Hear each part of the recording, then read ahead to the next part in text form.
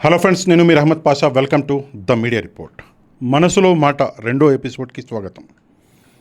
మీరు నన్ను ఏదైనా ప్రశ్న అడగాలి అన్నా, లేదంటే నేను ఏదైనా టాపిక్ మీద మాట్లాడాలి అని మీరు కోరుకుంటున్న ఆ విషయాన్ని, ఆ ప్రశ్నని నాకు వాట్సాప్ ద్వారా పంపించండి అని చెప్పేసి నేను నా వాట్సాప్ నెంబర్ అన్నది ఇవ్వడం జరిగింది. వందలాది మంది మెసేజ్లు పెట్టారండి. అందరికీ థ్యాంక్ యూ వెరీ మచ్. అందులో కొన్ని ప్రశ్నలు నేను సెలెక్ట్ చేశాను. ఆ ప్రశ్నలకి సమాధానం అన్నది నేను ఇవ్వబోతున్నాను. కొంచెం జాగ్రత్తగా వీడియోని చూడడం మాత్రమే కాదు, తప్పకుండా ఒక లైక్ అనేది చేయండి. ఎందుకంటే కొత్త ప్రోగ్రామ్ స్టార్ట్ చేశాం కాబట్టి మీ ఆశీర్వాదాలు అన్నవి కావాలి. మొదటి ప్రశ్న, కేవీఆర్ ప్రస్తుత పరిస్థితి ఏంటి అని చెప్పేసి దాసరి పుల్లయ్య గారు బండ్లగూడ రంగారెడ్డి జిల్లా నుంచి ప్రశ్న అన్నది అడుగుతున్నారు. కేవీఆర్ గారు ప్రస్తుతం నాకు తెలిసి వీడియోలు అయితే చేయట్లేదండి. ఎందుకంటే కొన్ని లీగల్ ఇష్యూస్లలో ఆయన అటు ఆంధ్రప్రదేశ్కి తెలంగాణకి తిరుగుతున్నారు.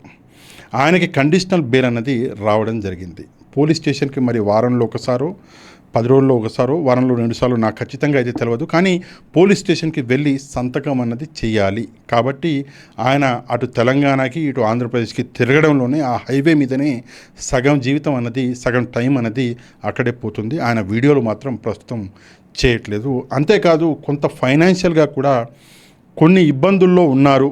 ఆయనకి సహాయం ఎక్కడి నుంచి అందట్లేదు అని కొన్ని గుసగుసలు వినిపిస్తున్నాయి. నేను ఏ విషయాన్ని కన్ఫర్మ్ చేయట్లేదు, కానీ కొన్ని గుసగుసలు అయితే వినిపిస్తున్నాయి.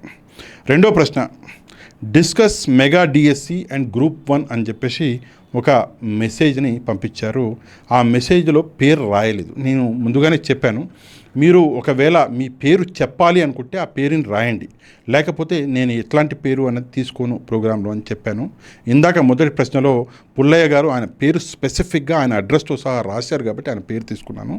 ఈ రెండో ప్రశ్నలో పేరు లేదు కాబట్టి గ్రూప్ 1 అండ్ మెగా డిఎస్సి గురించి డిస్కస్ చేయమంటున్నారు. నేను ఆల్రెడీ దీని మీద ఈరోజే ఉదయం ఒక వీడియో అనేది చేశానండి. అవినీతికి అడ్డాగా మారిన వైఎస్ఆర్సీపీ అని ఆ థంబ్నెయిల్ యొక్క ఏమంటారు మన థంబ్నెయిల్ అనేది ఉంది. దయచేసి చాలా మంచి వీడియో, వెళ్ళి ఒకసారి ఆ వీడియో అనేది చూడండి. ఎంత ఘోరంగా గ్రూప్ 1లో అవినీతి అన్నది జరిగింది, ఎలాగ డిఎస్సి పేరు మీద ప్రజల్ని మభ్యపెడుతున్నారు అన్నది ఈ వీడియోలో మీకు క్లారిటీగా అర్థమవుతుంది. ఇక మూడో ప్రశ్న, ఇప్పుడు ఏపీ డెవలప్మెంట్ అండ్ సిబిఎన్ గురించి చెప్పండి అని చెప్పేసి ఢిల్లీ కుమార్ కొంత పేరు కొంత డిఫరెంట్గా ఉంది, క్షమించాలి, ఏమనుకోవద్దు. ఢిల్లీ కుమార్ గారు కువైట్ నెంబర్తో మనకి ఈ ప్రశ్న అన్నది అడగడం జరిగింది. ఇప్పుడు ఏపీ డెవలప్మెంట్ అండ్ సిబిఎన్ గురించి చెప్పాలి అంటే చాలా పెద్దగా ఉందండి. అంటే ఆ ఒక ప్రశ్నలో దాదాపుగా గత 2 సంవత్సరాల రాజకీయం మొత్తం వచ్చేస్తుంది. కానీ ఇన్ షార్ట్గా చెప్పాలి అంటే 2 అంశాలు, ఒకటి అమరావతి, 2 పోలవరం. గత 12 సంవత్సరాలుగా రాజధాని లేకుండా బతికిన వాళ్ళం మనం. అట్లాంటిది మనకంటూ ఒక రాజధాని గెజిట్ రూపంలో మనకు వచ్చింది అంటే నిజంగా గర్వకారణం కదండి, నిజంగా గర్వకారణం. ఆ పని చేసినందుకు సిబిఎన్ గారిని నిజంగా అప్రిషియేట్ చేయాలి. అండ్ ఇంకో విషయం ఏంటంటే, భారతదేశంలో ఏ రాష్ట్రానికి దక్కని గౌరవం, పార్లమెంట్లో బిల్లు పెట్టి గెజిట్ రూపంలో ప్రెసిడెంట్ ఆఫ్ ఇండియా గారు, ఆనరబుల్ ప్రెసిడెంట్ ఆఫ్ ఇండియా గారి సిగ్నేచర్తో సహా మనకు గెజిట్ వచ్చింది అంటే నిజంగా గర్వకారణం. ఇది అమరావతికి సంబంధించి. పోలవరం వచ్చేసి మన ముత్తాతల వాళ్ళ తండ్రుల కళ, ఇది మనది కాదు. మా తాత మరి వాళ్ళ నానేమో నాకు తెలియదు, కానీ ఎప్పటి కళో ఇది. ఈ కళ అన్నది ఇప్పుడు నెరవేరుతుంది. వచ్చే సంవత్సరం మిడ్లో ప్రధానమంత్రి గారిని పిలిచి పోలవరం అన్నది నేను ప్రారంభిస్తాను అని చంద్రబాబు నాయుడు గారు హామీ ఇవ్వడం జరిగింది. అండ్ పోలవరం పనులు కూడా చాలా ఫాస్ట్గా జరుగుతున్నాయి. కాబట్టి నిజంగా ఈ 2 అంశాలు చాలు, చెప్పడానికి చాలా ఉన్నాయి.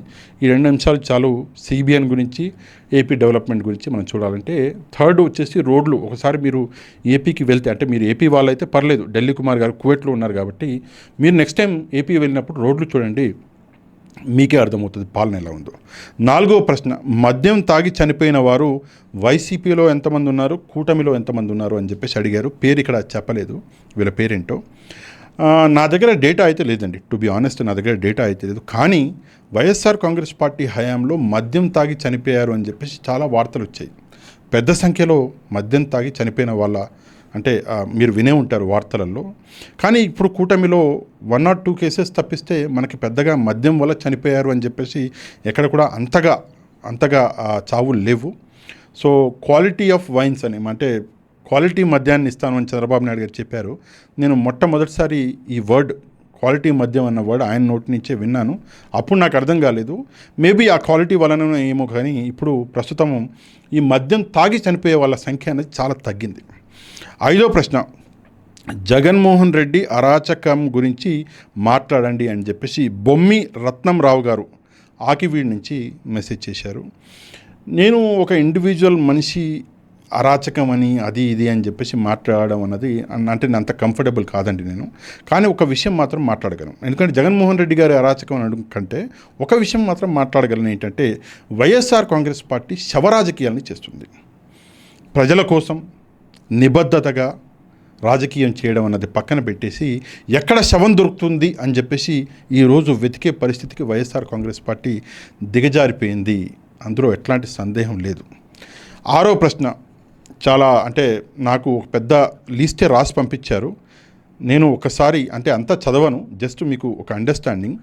2019లో జగన్మోహన్ రెడ్డి గారికి చాలా అడ్వాంటేజ్లు ఉండే స్పెషల్లీ మనం చూసుకుంటే అమరావతి, పోలవరము, స్పెషల్ స్టేటస్, కంపెనీలు ఆంధ్రాకి తీసుకురావడము, వైఎస్ఆర్ గారి legacy, KCR support, BJP support, Pavan Kalyan వేరుగా ఏమంటారు ఎలక్షన్లోకి దిగడము, ఇట్లా చాలా అడ్వాంటేజ్లు 2019లో ఉండే. అంటే ఈయన పోలవరము అండ్ అమరావతి ఎందుకంటున్నానంటే అప్పట్లో పోలవరం కట్టి చూపిస్తున్నాడు, అమరావతి కూడా కట్టి చూపిస్తున్నాడు, కాబట్టి అడ్వాంటేజ్లు ఉండే 2019లో, అందుకే గెలిచారు.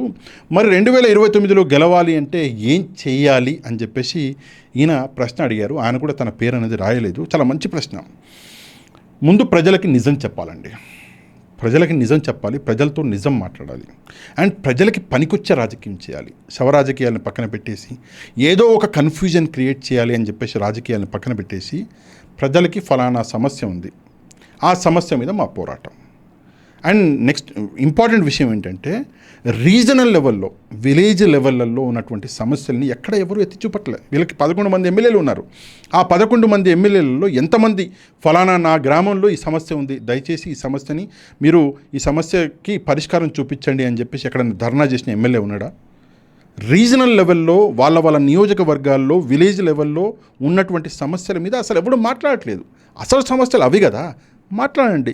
మాట్లాడితే ఎంతో కొంత అవకాశం ఉంటుంది. కానీ ఇలాగనే వెళ్తే 2029లో చాలా కష్టం అండి. నేను దీని మీద కూడా ఒక వీడియో చేస్తే పెద్ద మొత్తంలో వైసీపీలో చాలామంది ఫీల్ అయ్యి నాకు ఫోన్లు కూడా చేశారు. సరే, ఏదేమైనప్పటికీ కూడా 2029లో గెలవాలంటే ఏం చేయాలో చెప్పేసిన. 7వ ప్రశ్న, కూటమి చేసిన మంచి పనులు ప్రజల్లోకి బలంగా తీసుకొని పోవటం లేదు ఎందుకని అని చెప్పేసి ఎస్కేఎం సుభాని గారు ప్రశ్న అనేది అడగడం జరిగింది. ఈయన పొన్నూరు నుంచి ఈ ప్రశ్న అనేది అడుగుతున్నారు. చాలా మంచి ప్రశ్న అండి. నాకు ఇదే డౌట్ వచ్చింది. అంటే ఇన్ని మంచి పనులు చేసి కూడా కూటమి ఎందుకని చెప్పేసి ప్రజల్లోకి తీసుకెళ్ళలేకపోతుంది. ఇదే ప్రశ్న నేను ఏబిఎన్ ఛానల్లో వెంకటకృష్ణ గారి షోలో శ్రీనివాస్ గారని మన టీడీపీ నుంచి ఆయన స్పోక్స్ పర్సన్ ఉండి ఆయన అడిగాను, ఎందుకని చెప్పేసి మీరు ప్రజల్లోకి తీసుకెళ్ళలేకపోతున్నారు. నా అండర్స్టాండింగ్ ఏంటంటే సోషల్ మీడియాలో తెలుగుదేశం పార్టీ వైసీపీతో కంపేర్ చేసుకుంటే కొంత బలహీనంగా ఉంది. ఇప్పుడు పుంజుకుంటుంది, నో డౌట్, కొంత బలహీనంగా ఉంది. మేబీ దానివల్లనేమో ప్రజల్లోకి అంతగా తీసుకువెళ్ళలేకపోతున్నారు వాళ్ళు. 8వ ప్రశ్న, రాజధాని గురించి మాట్లాడండి అని ఆర్ నారాయణ గారు, రిటైర్డ్ గవర్నమెంట్ అఫీషియల్ విజయవాడ నుంచి మనకి మెసేజ్ చేసి రాజధాని గురించి మాట్లాడండి అంటే ఇందాకే చెప్పానండి, రాజధాని అన్నది ప్రతి తెలుగువాడికి గర్వకారణం. 12 ఏళ్ళు ఇందాక చెప్పా, రాజధాని లేకుండా బతికినాం మనం 12 సంవత్సరాలు. బహుశా భారతదేశ చరిత్రలో మొదటిసారి అనుకుంటాను రాజధాని లేకుండా ఒక రాష్ట్రం 12 సంవత్సరాలు ఎదురు చూసింది. 12 సంవత్సరాలు మనం ఎదురు చూసినందుకు ఈరోజు గెజెట్ రూపంలో మనకి అమరావతి అన్నటువంటి రాజధాని వచ్చింది. సరే, ఆ రాజధానికి చాలా కష్టాలు వచ్చినాయి, ఆ రాజధాని చాలా కష్టాలని పడ్డది. ఎంత కష్టపడి కూడా ఈరోజు ఆ రాజధాని తన కాళ్ళ మీద తాను నిలబడుతుంది. మనందరము మరికొంత కష్టపడవలసిన అవసరం ఉంది. చాలా శక్తులు ఉన్నాయి ఆ రాజధానికి వ్యతిరేకంగా పనిచేస్తున్నాయి. ఏది ఏమైనా ఒక తెలుగువాడిగా అమరావతి అన్నది ప్రతి తెలుగువాడి గౌరవం. అది ఎక్కడున్నా కూడా, తెలంగాణలో ఉన్న తెలుగువాడి గౌరవం అమరావతి, అమెరికాలో ఉన్న మీరు ఎక్కడున్నా కూడా ఒక తెలుగువాడి గౌరవం అమరావతి. హైదరాబాద్ ఎలాగైతే గౌరవం అని చెప్పేసి ఎన్ని రోజులు ఫీల్ అయ్యామో అలాగే అమరావతి అన్నది తెలుగువాడి గౌరవం.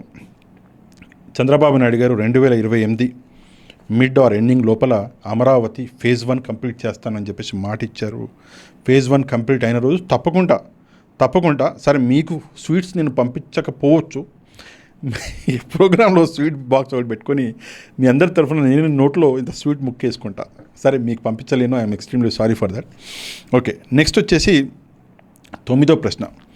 పొలిటికల్ అనాలిసిస్ చేస్తారా లేక ఊర్లలో సమస్యలను ప్రభుత్వం దృష్టికి కూడా తీసుకువెళ్తారా అని చెప్పేసి ఒక ప్రశ్న అడిగారు. ఇక్కడ పేరైతే రాయలేదు.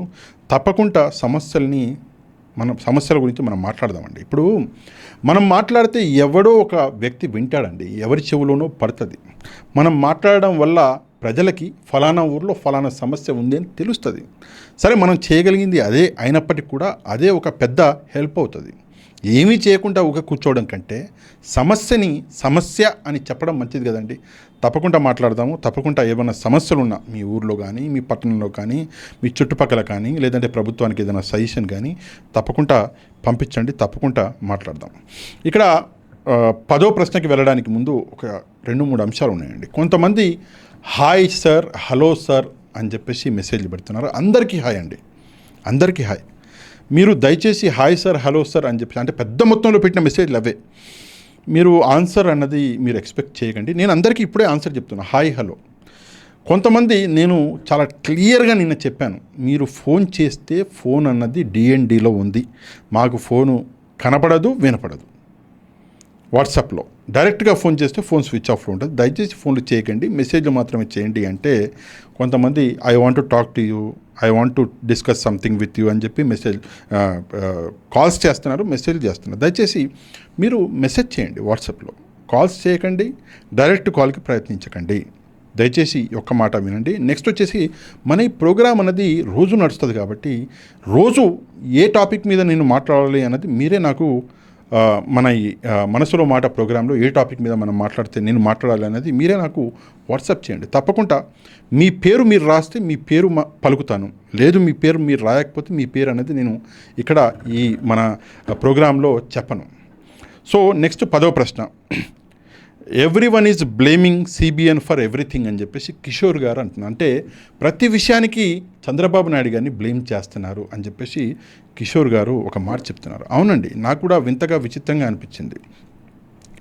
భార్యాభర్తలు కొట్టుకున్నా ముఖ్యమంత్రి బాధ్యత, చిన్నపిల్లాడు ఎక్కడైనా పడిపోయినా ముఖ్యమంత్రి బాధ్యత, ఏ సమస్య వచ్చినా ముఖ్యమంత్రి బాధ్యత, ముఖ్యమంత్రి రిజైన్ చేయాలి, ముఖ్యమంత్రి సమాధానం చెప్పాలి, ముఖ్యమంత్రి క్షమాపణ చెప్పాలి అని చెప్పేసి అంటున్నారు. ఒక చిన్న ఉదాహరణ చెప్తాను, అంటే చాలా సీరియస్ అంశం, అంత చిన్న అంశం కాదు. మొన్న డాక్టర్ ప్రియాంక గారి హత్య అంటాను నేను అది యాక్సిడెంట్ అన్నాను, హత్య అంటాను. ఇద్దరు పనికిమాలిన వెధవలిగా నేను వాళ్ళ గురించి మాట్లాడితే మళ్ళీ నా బీపీ పెరిగిపోద్ది, మళ్ళీ బాగుండదు. ఆ పనికిమాలిన సన్నాసులు, పనికిమాలిన వెధవలు ఒక PG విద్యార్థిని, ఒక డాక్టర్ విద్యార్థిని ప్రియాంక గారిని చంపేస్తే దానికి చంద్రబాబు నాయుడు గారికి సంబంధం ఏంటంటే నాకు అర్థం కాదు. అంటే నేనేమంటాను, ముఖ్యమంత్రిగా బాధ్యత ఆయనదే, ఒప్పుకుంటా. కానీ ఆ సంఘటన జరుగుతుంది అని చెప్పేసి ఒక రోజు ముందు, ఒక గంట ముందు చంద్రబాబు నాయుడు గారికి ఎట్లా తెలుస్తుంది? ఆ కారులో ఏమైనా చంద్రబాబు నాయుడు గారు కూర్చొని ఉన్నారా, లేదంటే వెళ్ళి గుద్దమని చంద్రబాబు నాయుడు గారు చెప్పారా? నాకు అర్థం కాదు. బాధ్యత ఒప్పుకుంటాను, కానీ ఆ సంఘటన జరగకుండా చంద్రబాబు నాయుడు గారు మాత్రం ఎలాగా ఆపుతారు? నెక్స్ట్ వచ్చేసి సంఘటన 3వ తారీఖు జరిగితే 6వ తారీఖు అరెస్ట్ చేశారు అని చెప్పేసి కొంతమంది మాట్లాడారు. ఇదే సిద్దిరి అప్పలరాజు గారి కొడుకు వారం రోజుల తర్వాత వచ్చి లొంగిపోయాడు. అప్పుడు ఈ బుద్ధి జ్ఞానం ఎడిపోయింది. అప్పుడు ఈ సోకాల్డ్ మేధావుడు ఏడదచ్చారు. దేనికైనా ఒక ఇన్వెస్టిగేషన్, ఒక ప్రాసెస్ అనేది ఉంటుంది. ఆ ఇన్వెస్టిగేషన్ జరిగింది. అక్కడ జిల్లా SP గారు వచ్చి ఇది హత్య ఏమో అని చెప్పేసి ఒక డౌట్ కూడా ఆయన ఇక్కడ చెప్పడం జరిగింది. పోలీసులు స్టెప్ బై స్టెప్ 3.5 గంటల్లోనే FIR అన్నది రిజిస్టర్ చేసి అంతా క్లియర్గా ఉంది. అయినా కూడా ఏదో బురద జల్లాలి అని చెప్పేసి ఒక ప్రయత్నం. సరే, ఓకే. నెక్స్ట్ 11వ ప్రశ్న. Why government not giving plots to farmers? If given why there is no development అని చెప్పేసి ఇక్కడ ఎవరు అడుగుతున్నారు అంటే నందు గారు హైదరాబాద్ నుంచి అడుగుతున్నారు. అమరావతి అని ఇక్కడ స్పెసిఫై అయితే చేయలేదు నందు గారు, నేను అమరావతి అనుకుంటున్నాను. సో గవర్నమెంట్ అన్నది ప్లాట్స్ ఇవ్వలేదు అని నందు గారు ఎవరు చెప్పారు మీకు? గవర్నమెంట్ అన్నది ప్లాట్స్ ఇచ్చింది, ఇస్తుంది కూడా. పెద్ద మొత్తంలో ఆల్రెడీ ప్లాట్స్ అనేది ఇచ్చేశారు. నెక్స్ట్ డెవలప్మెంట్ అనేది ఎందుకు జరగట్లేదు అంటే ఇంకా కన్స్ట్రక్షన్ స్టేజ్లోనే ఉంది ఒకటి. రెండవది 5 సంవత్సరాలు తెలుగుదేశం పార్టీ అనేది అధికారంలో లేదు. ఈ 5 సంవత్సరాలు అమరావతి అన్నది మళ్ళీ జీరోకి వెళ్ళిపోయింది. నెక్స్ట్ వచ్చేసి ప్రతి అడుగులోనూ అమరావతిని అడ్డుకునేటటువంటి ఒక ప్రయత్నం అనేది జరుగుతున్నది. కేసుల రూపంలో, కోర్టుల రూపంలో, పిటిషన్ల రూపంలో, పిల్లుల రూపంలో ఎక్కడ పడితే అక్కడ అమరావతిని అడ్డుకోవాలి అన్నటువంటి ప్రయత్నాలు జరుగుతున్నప్పటికీ కూడా అన్ని ప్రయత్నాలని అడ్డుకొని ఈరోజు అమరావతి తన కాళ్ళ మీద తాను నిలబడుతుంది. గివ్ సమ్ టైం, కొంత ఓపిక పట్టండి, తప్పకుండా డెవలప్మెంట్ అన్నది జరుగుతుంది. నెక్స్ట్ ఇయర్ మిడ్ వరకు అమరావతి ఏదైతే ఉందో అంటే 2028 ఎండింగ్ వరకు అమరావతి ఫేజ్ 1 కంప్లీట్ చేస్తానని చంద్రబాబు నాయుడు గారు చెప్పారు కదా. సో తప్పకుండా ఈ సమయంలో డెవలప్మెంట్ అనేది మీకు కనిపిస్తుంది. ఈవెన్ దో మీరు అంటే సారీ టు సే దిస్, మీరు చూడాలి అనుకుంటే తప్పకుండా కనిపిస్తుంది.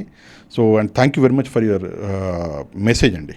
నెక్స్ట్ 12వ ప్రశ్న, 2029లో 9 ఎన్నికలలో అమరావతి పోలవరం అన్నది ఎన్నికల్లో రిజల్ట్ చూపిస్తుందా అని చెప్పేసి ప్రొద్దుటూరు నుంచి, అంటే ఈయన పేరు రాయలేదు కానీ తన ప్లేస్ రాశారు, ప్రొద్దుటూరు నుంచి ఒక ప్రశ్న అడిగారు. అంటే 2029లో అమరావతి పోలవరం ఇంపాక్ట్ అనేది ఎన్నికల్లో ఉంటుందా అంటే 110% రాసిస్తా, మీకు పేపర్ మీద సంతకం కావాలంటే పెట్టిస్తా, 100% ఉంటుంది.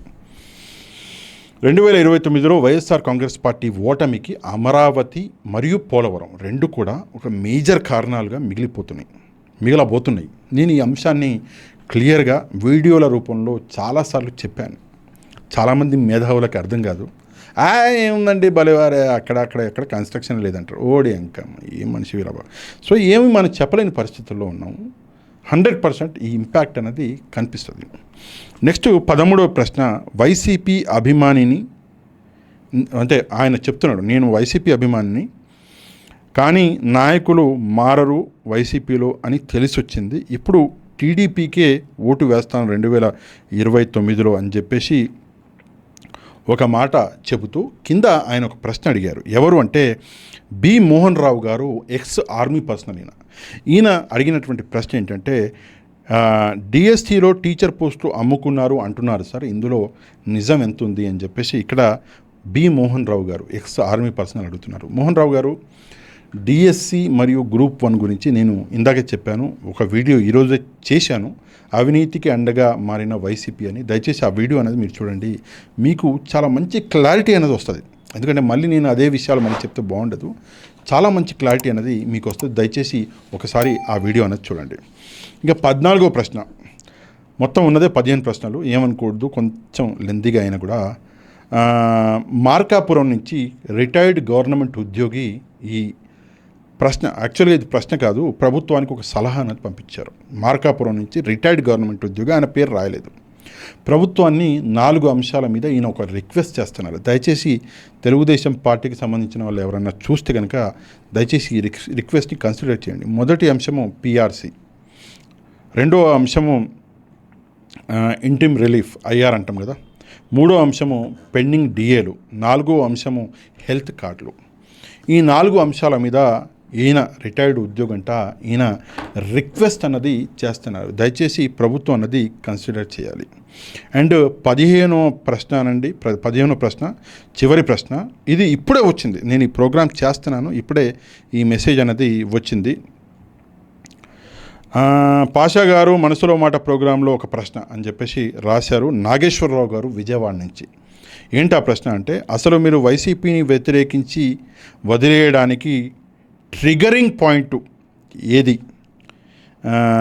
I mean Google data centre విషయంలో మీరు వైసీపీని సపోర్ట్ చేశారు కానీ ఇప్పుడేమో వ్యతిరేకిస్తున్నారు, ఈ మధ్యలో ఏం జరిగింది అని చెప్పేసి నాగేశ్వరరావు గారు విజయవాడ నుంచి అడుగుతున్నారు. యాక్చువల్గా ట్రిగరింగ్ పాయింట్ అంటే నాగేశ్వరరావు గారు అంటే మాటికి అవే మాటలు చెప్తే బాగుండదు, కానీ మీరు ప్రశ్న అడిగినందుకు చివరిసారిగా ఒక సమాధానం చెప్తాను. ఈ ట్రిగరింగ్ పాయింట్ అన్నది అమరావతి గెజెట్ అప్పుడు వచ్చిందండి. మీకు గుర్తుంటే నేను అమరావతి గెజెట్ వచ్చినప్పుడు అమరావతికి సపోర్ట్ చేశాను. అప్పుడు మావిగన్ అని జగన్మోహన్ రెడ్డి గారు ఒక మాట అంటే, మావిగన్ ఏంటండి కామెడీగా ఉంది అని చెప్పేసి నేను మావిగన్కి వ్యతిరేకంగా వీడియోలు చేశాను. అదే ట్రిగరింగ్ పాయింట్ అక్కడి నుంచే మొదలైంది. దాని తర్వాత వైఎస్ఆర్ కాంగ్రెస్ పార్టీకి అంటే దానికి సంబంధించి చాలా వీడియోలు చేశాను.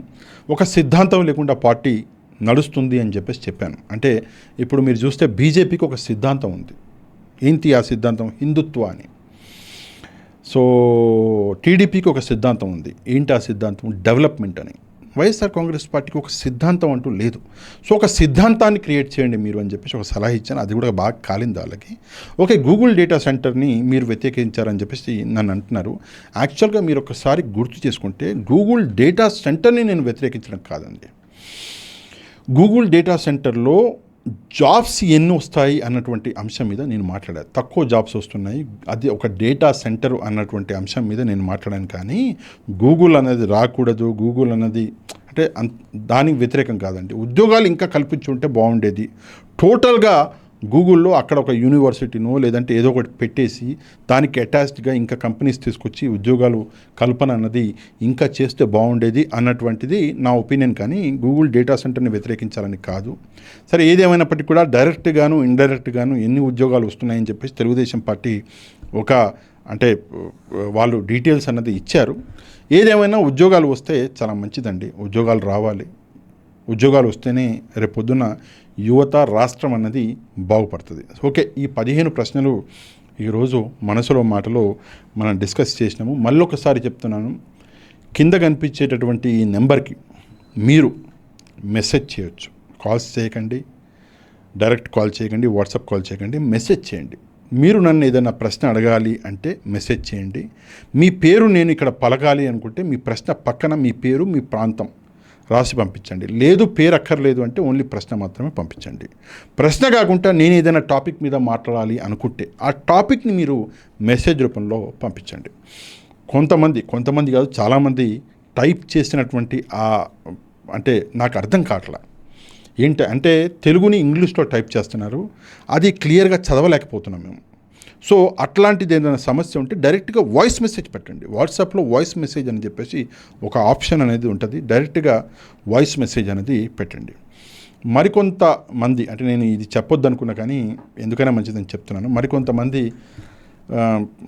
పనికిరాని మాటలు ఉంటాయి కదా ఆబ్వియస్గా, సో చేసేవాళ్ళు కూడా ఉంటారు. అంటే మంచి అన్నది ఉన్న ప్రతి చోట చెడు కూడా ఉంటుంది. సో ఇంతకన్నా ఎక్కువ నేను చెప్పి వాళ్ళని హీరోలను చేయలేను.